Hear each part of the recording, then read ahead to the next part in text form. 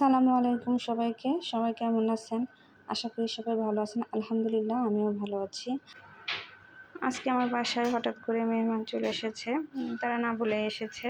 তাদের মধ্যে একজন খুবই অসুস্থ, ডাক্তার দেখার জন্য এসেছে। এজন্য তাদের রেস্টের জন্য আমি আমার পছন্দ মতন একটি চাদর বিছিয়ে নিলাম, আর সে সাথে একটি কুশনও বিছানায় দিয়ে দিলাম। এই তো দেখতে মাশাআল্লাহ অনেক সুন্দর লাগছে। আর এই ফাঁকে তাদের জন্য আমি কি রান্না করব, চলেন রান্নাটা সেরে নিই। তো আমি প্রেশার কুকার বসিয়ে দিয়েছি ইন্ডাকশন চুলায়, আর গরুর মাংস ফ্রিজ থেকে বের করে ভিজিয়ে দিয়ে এখন মাংসগুলো ভালোভাবে ধুয়ে নিয়ে তো আমি প্রেশার কুকারের মধ্যে পরিমাণ মতো তেল দিলাম। দিয়ে এই তেলের মধ্যে আমি পরিমাণ মতো পেঁয়াজ, রসুন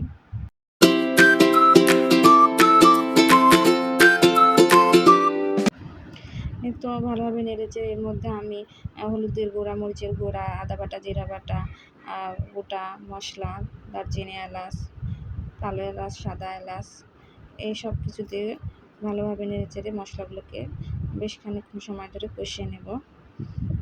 সামান্য একটু পানি দিয়ে মশলাগুলোকে সুন্দরভাবে কষিয়ে নেব। কষিয়ে নেওয়া হয়ে গেলে এই তো মশলা আমার সুন্দরভাবে কষে গিয়েছে। এখন আমি এগুলোর মধ্যে আমি আমার ধুয়ে রাখা গরুর মাংসগুলো দিয়ে দিলাম।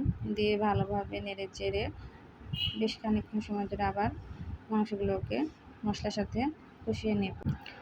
এই তো মাংস আর মশলা একসঙ্গে কষিয়ে নিয়েছি। এরপরে আমি সামান্য পরিমাণ পানি দিয়ে আবার কিছুক্ষণ সময়ের জন্য আমি ঢাকনা দিয়ে ঢেকে দেব। নেড়ে চেড়ে ভালোভাবে আবার কিছুক্ষণ সময়ের জন্য কষিয়ে নেব। মাংসটা ওইদিকে হতে থাক, আর এইদিকে আমি রুই মাছ কিনে নিয়ে এসেছি সকালবেলা। বাসার সামনে থেকে রুই মাছগুলোকে ভালোভাবে ধুয়ে নিয়েছি। নিয়ে এখন লবণ, সামান্য পরিমাণ মরিচের গুঁড়া, হলুদের গুঁড়া সব কিছুতে ভালোভাবে মেখে নেব মাছটা ভেজে নেওয়ার জন্য।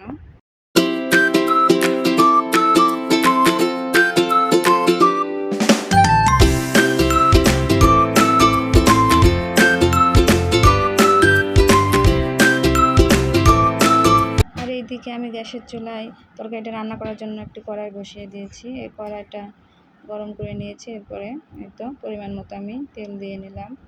মাছটা ভেজে নিব। এই যে আমি এক পিস করে মাছগুলো সব দিয়ে লাল লাল করে সব মাছ এপিট ওপিট ভালো করে ভেজে নেব।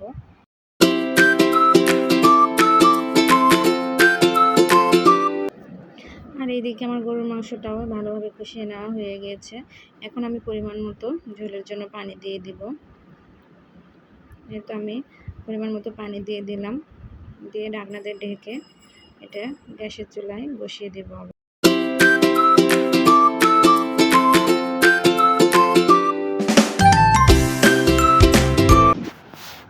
আর এই তো আমার মাছগুলো সুন্দরভাবে ভাজা হয়ে গিয়েছে। এখন আমি অবশিষ্ট কড়াইতে যা তেল আছে এই তেলের মধ্যে আমি বাটা মশলাগুলো দিয়ে দিব।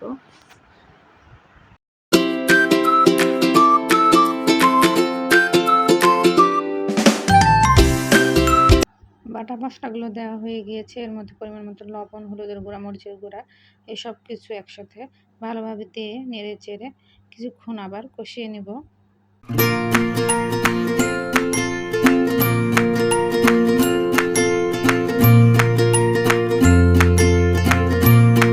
এরপরে আমি মশলার মধ্যে একটুখানি পানি দিলাম যাতে করে পুড়ে না যায়।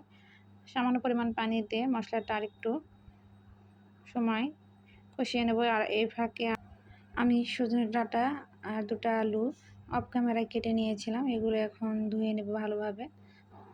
ধুয়ে নেওয়া এই সবজিগুলো আমি এই মশলার মধ্যে দিয়ে দিলাম। দিয়ে ভালোভাবে নেড়ে চেড়ে সামান্য পরিমাণ পানি দিব। দিয়ে ঢাকনা দিয়ে আমি ঢেকে দিব। এখন আমি পরিমাণ মতো ঝোলের জন্য পানি অ্যাড করব, যতটুকু প্রয়োজন ততটুকু। এরপরে ভেজে রাখা মাছগুলো তরকারিতে দিয়ে দেব।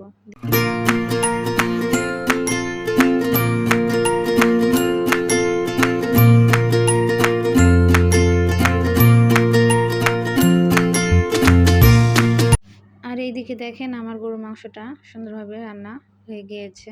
এই তো মাশাআল্লাহ দেখতে অনেক সুন্দর লাগছে। আর আমি অফ ক্যামেরায় ডাল বসিয়েছিলাম, ডালটা আমার রান্না হয়ে গিয়েছে। এখন আমি মেহমানদেরকে দুপুরে খাবার খেতে দেবো, এই জন্য টেবিলটা রেডি করে নিয়ে টেবিলে আমি তো খাবারগুলো পরিবেশন করলাম। এই ছিল আজকে দুপুরের খাবারের আয়োজন।